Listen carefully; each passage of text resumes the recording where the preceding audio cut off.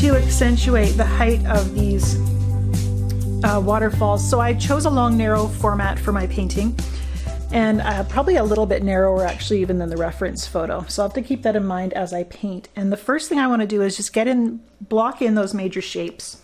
So I'm going to start just by finding my position of my waterfalls, and use a little bit of palette dirt here to find a bit of a green in my palette. I'm going to paint the evergreen trees that are at the back of the top of the falls, right about, oh, maybe not there, right a little bit here. So we'll make those falls nice and high. So we've got a mass of dark green trees right there. And the water actually is quite white in a lot of places. Don't make the assumption that all the water is white because it's waterfalls. We do need to pay close attention to the transitions of color in the falls. Water is lots of colors. It generally takes on the colors of the areas around it. Now let's put that mountain in. So we'll talk about that more in a bit. And we're going to let things blend together. We're going to keep this nice and loose. That's my style and that's what I love.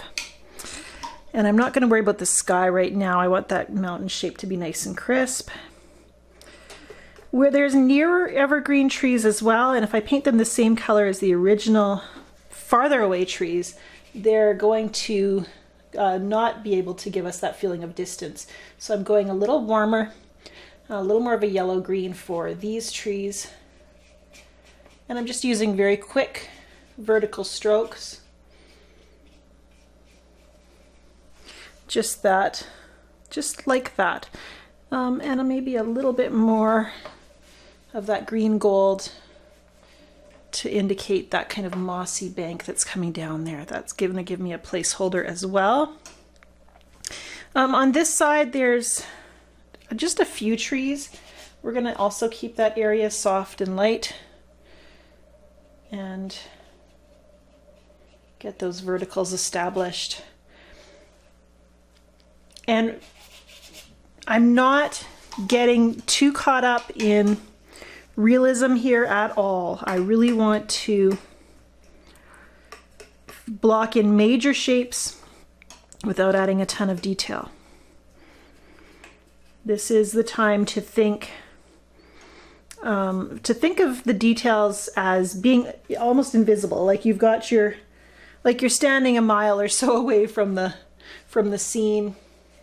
You can't really see details in that first layer. You don't want to put them in at this early stage. That's lavender, and look at how pretty that blends with the green gold. That's really nice. Let's get that shape of the rock on this side kind of down. It comes to kind of to a triangular shape here. So we'll just block that in with the lavender and let it blend with the green gold. There's a little bit of warmth in there too. We've got different types of rocks. So I'm going to use a little bit of a warm peachy brown as well to help create that feeling of rock. And then the other thing I'm paying attention to is the mist from the falls on this side actually creates some softness. There's not a hard edge here. And so I want to catch that softness where the mist is, and that's on the lower part of the falls. The upper part is actually doesn't have that same misty feeling. No, there's actually quite a dark, crisp line that we'll get in the second layer. And I'm realizing I shaped this wrong. I want to go in a bit here, or yeah, angle it this direction instead of that direction. Pretty. Liking this quite a lot. Okay, so now on this side we're going to do basically the same thing. We're going to use mostly the same colors. We'll need to build up some shadow darks there later. We don't do that yet. So we're going to start by just seeing that crisp shape of cliff that comes down here like so, and it kind of curves this way, and that's all going to be in that kind of murky violet that I mixed here with the lavender and then some palette dirt. And there's actually several layers of rock. This is the more distant cliff. And that actually works really well just for delineating that. And then there's a nearer cliff, and I'm going to use the peachy browns for that one. There's a rock that comes out here.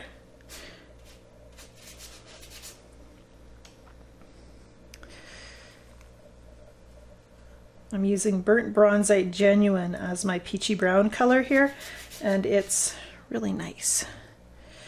And then back to the lavender. I'm not even cleaning my brush, just picking up some pure lavender. And using the side of my brush and some dry brush gives me actually that rough kind of rocky shape without me needing to paint a ton of details. So I'm gonna use that. Then there's rock here, nearer rock. This is a distant cliff. This is a cliff that's kind of in front of it. Comes up something like that.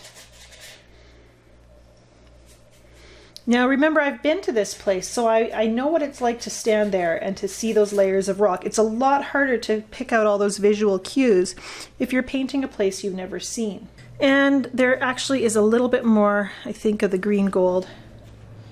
Some near trees on the top of this cliff as well. And that gives us our negative space. We've got our rocks around the waterfall. We haven't touched the waterfall at this point. That's the next thing to do. Before I do that though, I'm gonna spend a little bit more time poking around my rocks. I'm really I want to get some of those darks positioned now just to help me.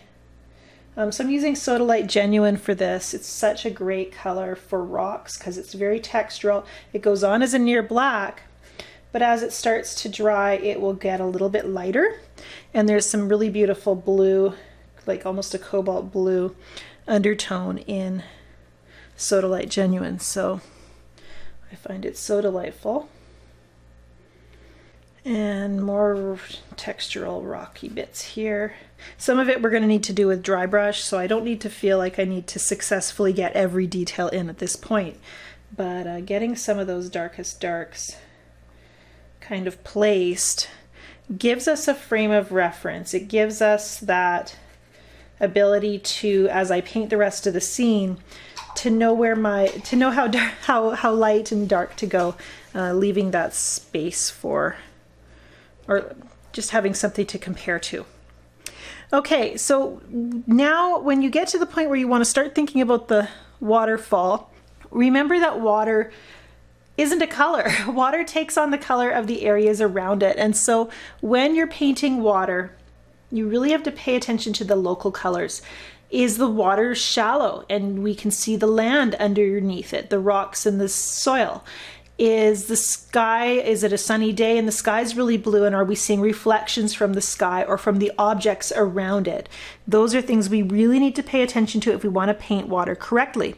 With a waterfall, with the water cascading down, we do get white water where it's very white, where the most action is happening, but we also get some transparency where the mist is coming up from the waterfalls and the rocks behind are showing through.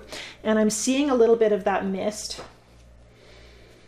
So I'm kind of squinting at the scene to look for those areas of transparency. And I'm using a little bit of Sodalite. We're gonna just try to keep a light touch and not get too dark, but I want to get in some of the darkest values in relation to the rest of the water. So where the water is concerned, a dark value isn't necessarily going to be very dark at all. It might be very pale. There's a little splash of turquoise, there's a little bits of teal here and there. So I'm using cobalt teal to get those lovely reflections of color, and a little bit of the Sodalite. And sometimes you might see warm colors in your waterfall. If you're seeing rocks underneath, sometimes there might be the same peachy browns. You might see greens. Pay attention to the colors that you see, and feel also free to embellish a little bit, because our cameras are limited. The water is actively moving, so it's continually changing, and the camera can only capture bits of the subtleties that are in the scene. So you can be even more subtle than your camera, and where you see maybe just pure white, maybe in life there would have been really delicate transitions of color. So we look for those. The water also tells us the depth, the way the waterfall transitions. So here there's actually a pattern of kind of some turquoise aqua in the reference photo. That tells, and then it kind of stops right here, and that tells me that the water changes direction there. And so that's going to be reflected in my painting as well. But I really, really don't want to lose my whites, so I'm trying to keep very restrained. It's always possible to add more color to the white areas, but it's really hard to take color away. So I do need to let things dry right now. I want to add more drama. The deal with waterfalls, one of the reasons they're so striking and so fun to paint, is the strong contrasts. You can see that right in here is our area of strong contrast. There's one here too. Those, your eye instantly goes to those places. We need to build up our contrasts so that our waterfall can look even more dramatic. And then from there we'll probably have to decide how much more subtlety and transition we want to put in the water. And add some definition to our trees, put a sky in. We've got some things to do, and we don't want to rush into it. At this stage, everything, the paper is really puffy, but there's no sheen to it. It's damp, but not shiny.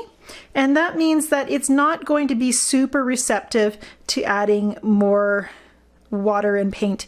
I'll probably get watermarks, blotchy, ugly watermarks. I don't want that. I also want to have some time to kind of absorb what I've done so far and then plan the next steps. So we're going to let it dry, and then we'll come back and do a second layer.